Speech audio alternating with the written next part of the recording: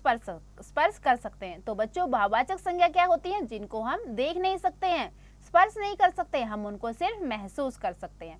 ठीक है बेटा, आगे देखिए। कुछ विद्वान लोग अंग्रेजी व्याकरण के आधार पर संज्ञा के दो भेद और मानते हैं, परंतु वास्तव में ये जातिवाचक संज्ञा के उपभेद हैं, जो इस प्रकार है। समूहवाचक संज्ञा। समूहवाचक संज्ञा में देखिए, जिन संज्ञा से शब्दों से अनेक वस्तुओं या प्राणियों के समूह का बोध होता है, उन्हें समूहवाचक संज्ञा कहते हैं, जैसे सेना, भीड़, कक्षा, परिवार आदि।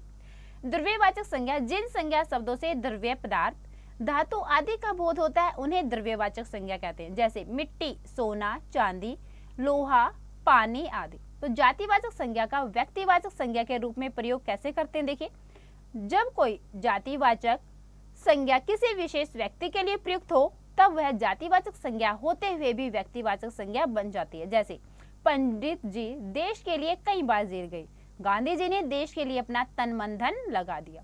तो देखिए, यहाँ पंडित जी और गांधी जी शब्द जातिवाचक होते हुए भी विशेष व्यक्ति अर्थात पंडित जवाहरलाल नेहरू और महात्मा गांधी के लिए प्रयुक्त हुए, तो यहाँ ये दोनों शब्द व्यक्तिवाचक हो गए हैं।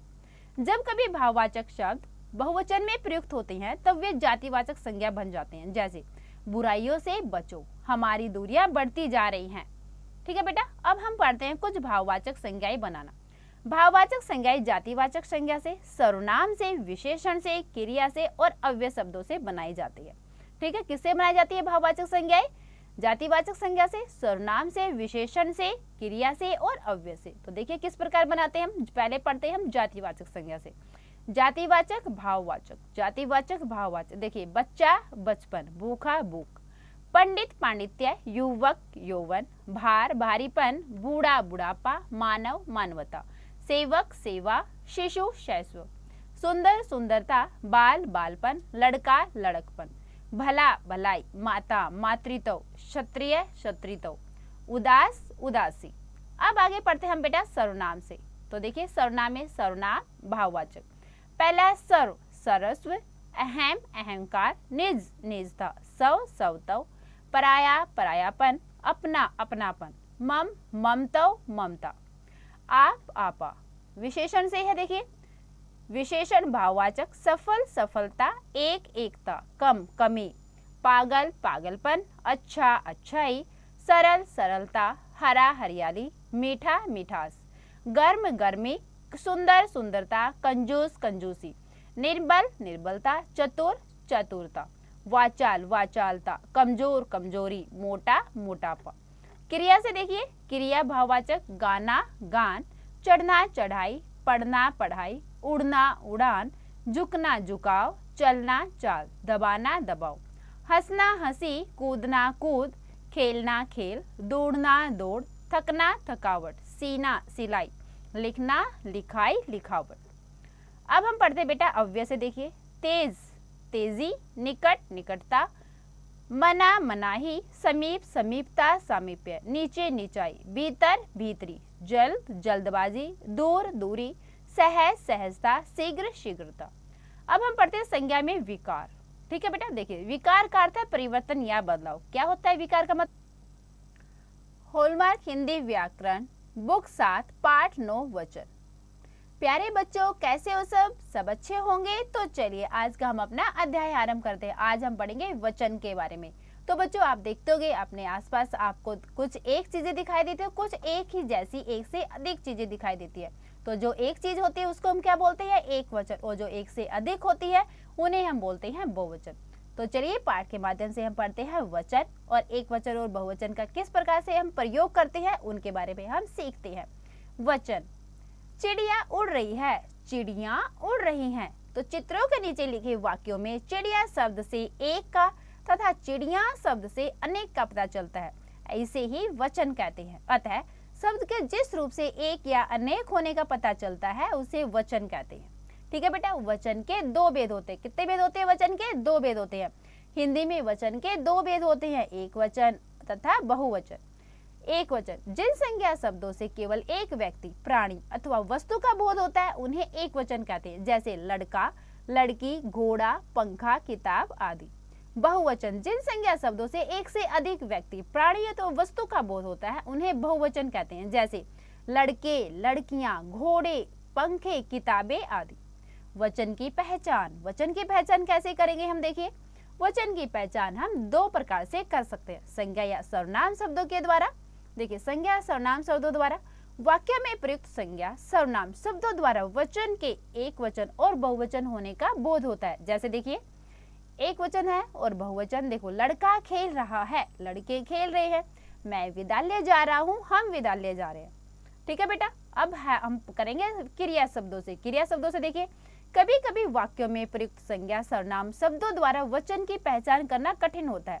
ऐसी स्थिति में हम वाक्य में प्रयुक्त क्रियापदों द्वारा वचन के एक वचन और बहुवचन होने का पता कर सकते हैं। जैसे एक वचन हिरण भाग रहा है, बहुवचन हिरण भाग रहे हैं, शेर दहाड़ रहा है, शेर दहाड़ रहे हैं। तो यहाँ पर हमें वचन की पहचान कैसे हुई? क्रिया के आधार पर।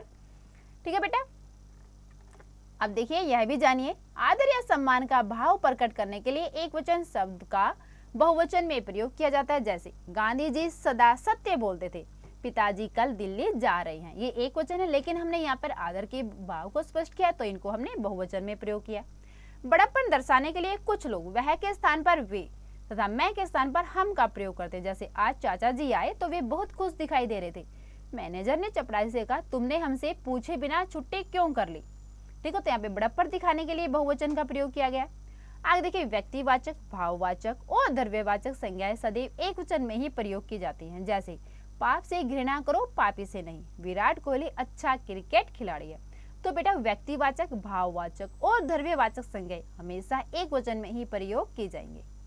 कुछ शब्द सदैव बहुवचन में प्रयोग किए जाते हैं, जैसे दर्शन, हस्ताक्षर, प्राण, लोग आदि। जातिवाचक संज्ञा शब्दों का प्रयोग सदैव एक वचन में किया जाता है। जैसे हीरा बहुमूल्य धातु है, इलाहाबादी अमृत बहुत मीठा होता है।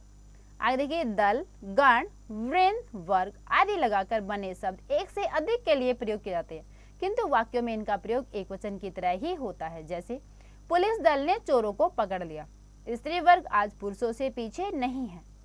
तू एक वचन है, किंतु शिष्टाचार की भाषा में इसके स्थान पर तुम का प्रयोग किया जाता है। ठीक है, जैसे क्या तुमने खाना खा लिया?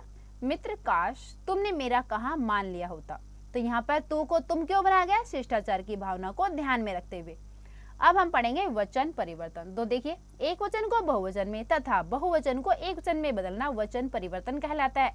वचन परिवर्तन के कुछ नियम हैं जिनके आधार पर वचन परिवर्तन करना आसान रहता है। कुछ प्रमुख नियम इस प्रकार हैं। देखिए आकारांत पुल्लिंग शब्दों के अंत में आए आ को ए में बदलकर, जैसे एक वचन बहुवचन गधा गधे, ताला ताले, कपड़ा कपड़े, नाला नाले, घोड़ा घोड़े, केला केले, गमला गमले, लड़का लड़के, चमचा चमचे, जूता जूते, दरवाजा दरवाजे, चूहा चूहे, बेटा बेटे, छाता छाते, कौवा कौवे, रास्ता रास्ते, लोटा लोटे, बच्चा बच्चे। आगे बेटा आकारांत स्त्रीलिंग शब्दों के अंत में आए आ को ए में बदलकर, जैसे एक वचन बहुवचन देखिए कन्या कन्याएं, पुस्तिका पुस्तिकाएं, गाथा गाथाएं, दिशा दिशाएं, लता लताएं, कथा कथाएं, कविता कविताएं, अध्यापिका अध्यापिकाएं, लेखिका लेखिकाएं, माला मालाएं, कला कलाएं, माता माताएं, सभा सभाएं, छात्रा छात्राएं, शिला शिलाएं। आगे देख बेटा अकारांत स्त्रीलिंग शब्दों के अंत में आए अ को ए में बदलकर, जैसे एक वचन बहुवचन देखिए गाय गायें, दीवार दीवारें, पुस्तक पुस्तकें, बात बातें, आंख आंखें, बहन बहनें, याद यादें, छत छतें, रात रातें, कमीज कमीजें, सड़क सड़कें, भैंस भैंसे। ईकारांत को ईकारांत स्त्रीलिंग शब्दों के अंत में आए ई को ईया में बदलकर, जैसे एक वचन से बहुवचन देखिए घड़ी घड़ियां, सखी सखियां, भाभी भाभियां, कली कलियां, धोती धोतियां, टोपी टोपियां, ताली तालियां, लकड़ी लकड़ियां, गली गलियां, राखी राखियां, मक्खी मक्खियां, रानी रानियां, स्त्री स्त्रियां, नदी नदियां, लड़के लड़कियां। आगे देखिए बेटा कुछ आकारांत स्त्रीलिंग शब्दों के अंत में आए या को या में बदलकर, जैसे एक वचन बहुवचन कुतिया कुतियां, बुढ़िया बुढ़ियां, कुटिया कुटियां, खटिया खटियां, चिड़िया चिड़िया, डिबिया डिबिया, चूहिया चूहिया, पुड़िया पुड़िया, गुड़िया गुड़िया। जिन शब्दों के अंत में उ और ओ हो तो उसके अंत में ए जोड़ देते हैं, जैसे एक वचन बहुवचन गऊ गौएं, धेनु धेनवे, ऋतु ऋतुवे, वस्तु वस्तुवे, बहु बहुवे, वधु वधुवे। एक वचन शब्दों के अंत में जन गण वृंद और वर्ग शब्द जोड़कर, जैसे एक वचन बहुवचन प्रिय प्रियजन, मुनि मुनि वृंद, छात्र छात्रगण, प्रजा प्रजाजन, गुरु गुरुजन, खग खग वृंद, शिक्षक शिक्षकगण, कर्मचारी कर्मचारीगण, अध्यापक अध्यापकगण। स्मरण रखिए, कुछ शब्दों के एक वचन और बहुवचन रूप एक समान होते हैं, जैसे क्रोध, देवता, पानी आदि। नाते रिश्ते वाले शब्द भी अपना रूप नहीं बदलते, जैसे चाचा, मामा, दादा, नाना आदि। तत्सम आकारांत शब्दों तथा अन्य कुछ शब्दों में एक का प्रयोग नहीं होता और इनके एक वचन व बहुवचन रूप एक से रहते हैं, जैसे योद्धा लड़ता है, योद्धा लड़ते हैं, राजा राज्य करता है, राजा राज्य करते हैं। जिन पुल्लिंग शब्दों के अंत में आ नहीं आता उनका रूप बहुवचन में नहीं बदलता। बहुवचन बनाने के लिए उनके आगे संख्यावाची शब्द लगाते हैं, जैसे। तो चलिए ख प्रश्न पर आते हैं। यहाँ पर एक स्थानों की पूर्ति करनी है। पहला वाक्य है, वहाँ की मस्जिदें भी इसी कारण पूरब रुख की रहती हैं। इसी प्रकार बाकी के रिक्त स्थान आप स्वयं पूर्ण करेंगे बच्चों। हम ग प्रश्न पर आते हैं। यहाँ पर सही गलत का निशान लगाना है आपको। पहला वाक्य है, मम्मी महीन कपड़े में लिपटी होती है। बिल्कुल सही, सही का निशान लगाइए और बाकी के सही गलत के निशान स्वयं लगाइए।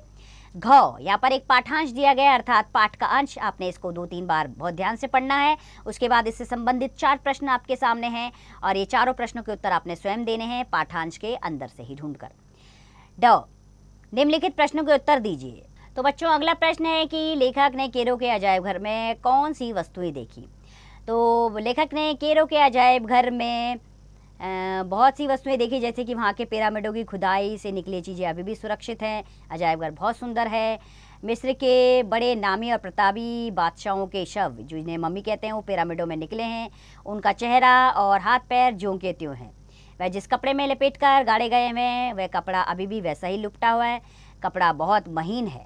तो ये सब चीज़ें लेखक ने वहाँ के अजायब घर में देखी। तो बच्चों अब इसी प्रकार आपने बाकी के प्रश्नों के उत्तर लिखने हैं। हम आगे बढ़ते हैं अगले प्रश्न की ओर, जो है कल्पना की उड़ान का प्रश्न। आपकी किसी यात्रा का सबसे मज़ेदार अनुभव क्या रहा। अब आपने यहाँ पर लिखना है कि आपने कौन सी ऐसी मज़ेदार यात्रा की जिसके बारे में आप यहाँ वर्णन करेंगे। स्वयं कीजिएगा ये कार्य। भाषा की बात, पहला प्रश्न, नीचे दिए गए शब्दों के अर्थ लिखकर वाक्य बनाइए।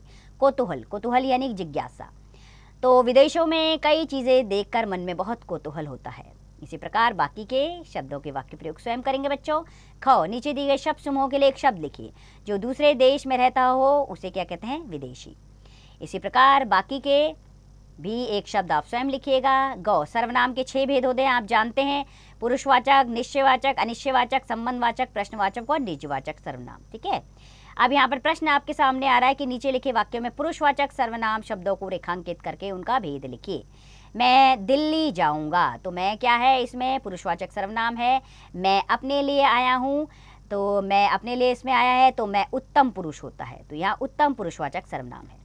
विषय संवर्धक गतिविधियों में आपको करना है बच्चों के अपने अध्यापक अध्यापिका की सहायता से गांधी जी की दक्षिण अफ्रीकी यात्रा की जानकारी प्राप्त करके एक अनुच्छेद लिखिए। तो प्यारा सा एक अनुच्छेद इसमें लिख दीजिएगा।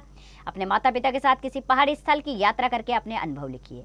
तो आपने ज़रूर माता पिता के साथ किसी पहाड़ी स्थल की यात्रा की होगी, तो बस अपने अनुभव यहाँ पर साझा कीजिए, उतार दीजिए शब्दों के माध्यम से। तो बच्चों अपने विचारों को अपनी कल्पना के माध्यम से और अपनी सजीव यात्रा के माध्यम से अपने अनुभवों को उतारना एक बहुत ही रोचक कार्य है। इससे क्या होगा, आप अपनी अभिव्यक्ति को व्यक्त करना सीख जाएंगे, अर्थात आपके अंदर अभिव्यक्ति की भावना आ जाएगी। ये बहुत ही उत्तम कार्य है। इसमें दक्षता प्राप्त करने के लिए अपने इन अनुभवों को ज़रूर लिखिएगा। तो उम्मीद करती हूँ आपको भी ये यात्रा मनोरंजक लगी होगी। इसके जरिए आपने बहुत सी जानकारियाँ प्राप्त की होंगी। तो बस खुश रहिए, स्वस्थ रहिए, मस्त रहिए और पाठ का अभ्यास करते रहिए।